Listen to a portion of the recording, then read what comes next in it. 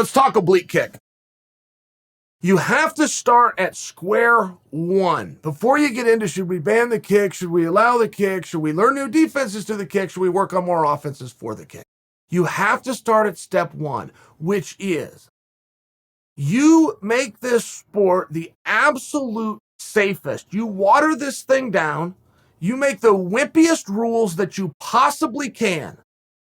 You put the biggest gloves with the best cups and the most durable mouthpieces as you can while still preserving the integrity of the sport, which started ultimately and continues on as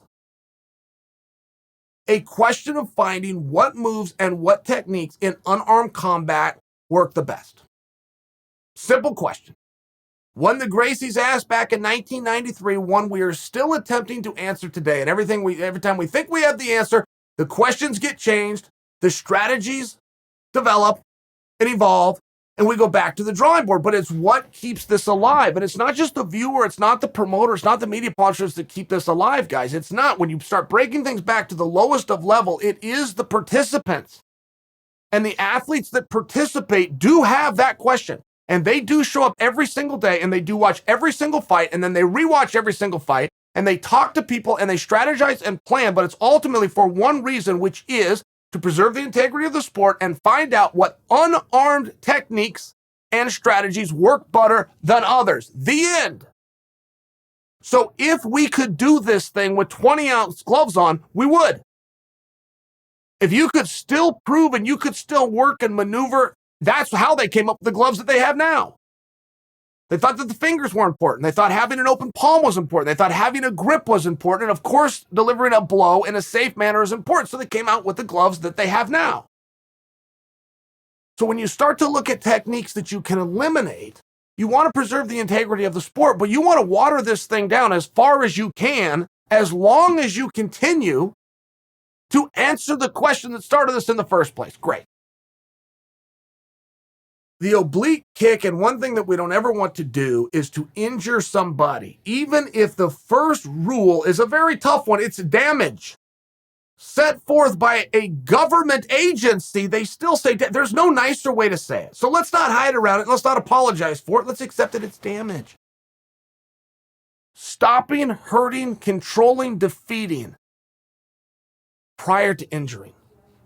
Now, of course, an injury falls into the category of damage, but this is still how the experts and the smart people in the room are going to look at things.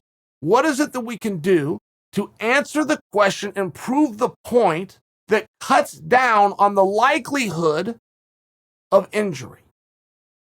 And I'm not sure how far you would go.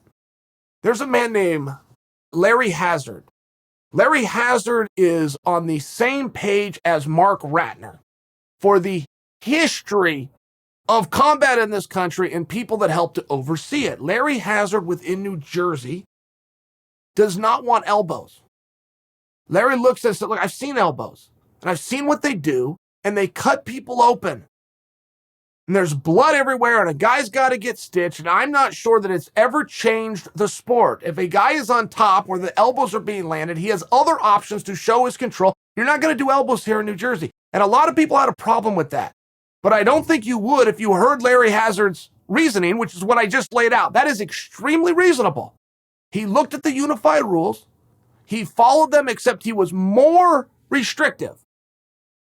And if a fight takes place in New Jersey and those elbows aren't allowed, you wouldn't even know as the viewer, but neither would the athlete. They have plenty of other things they can do to prove the point in that same exact position, other than doing what does cut people open, and they want to try to avoid within that state. So I bring that to you because where do you want to stop with that?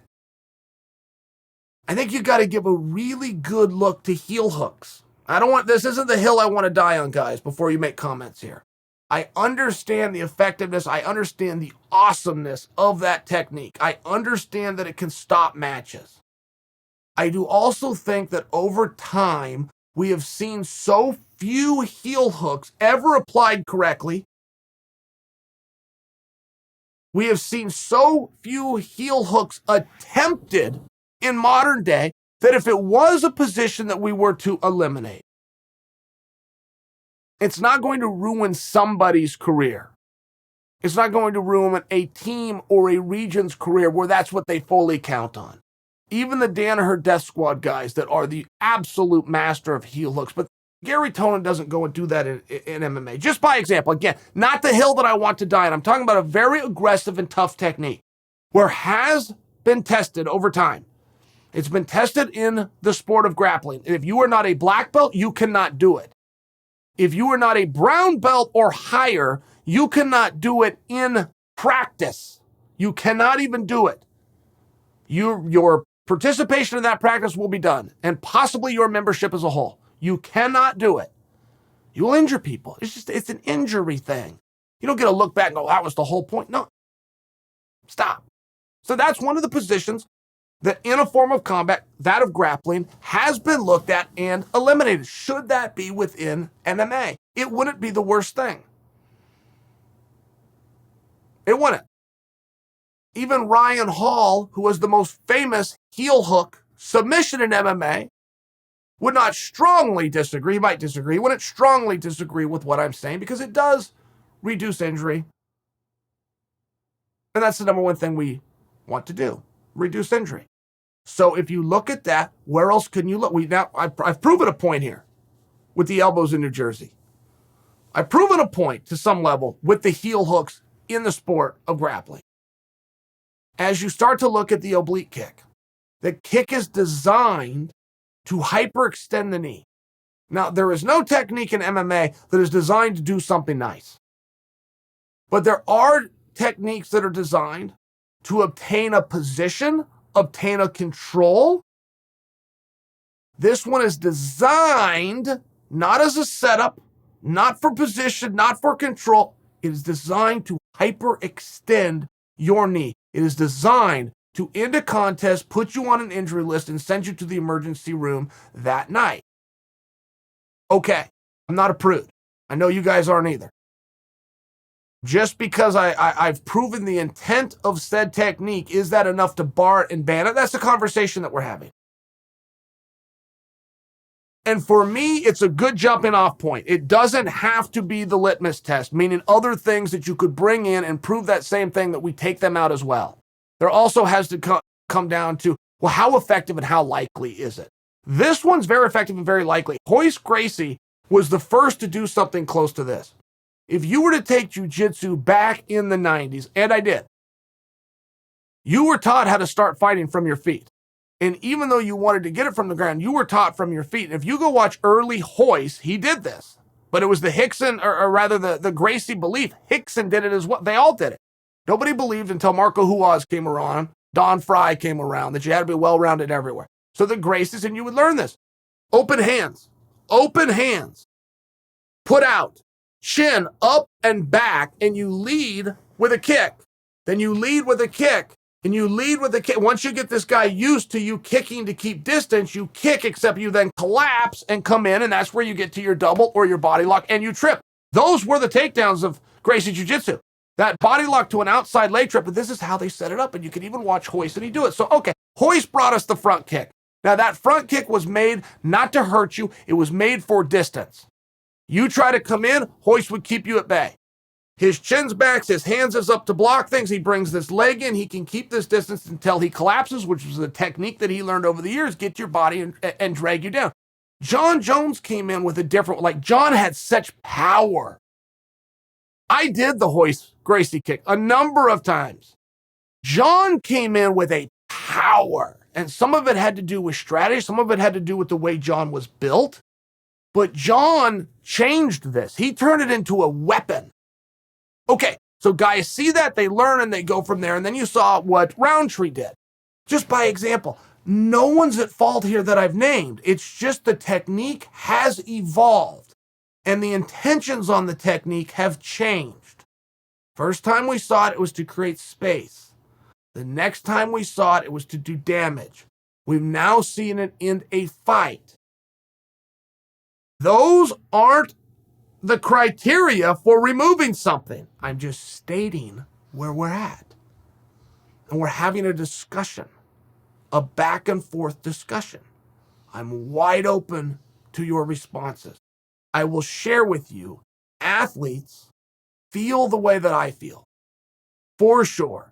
Let's take the things out that do injury. Active athletes with a courage who have been around a while will say what I just said.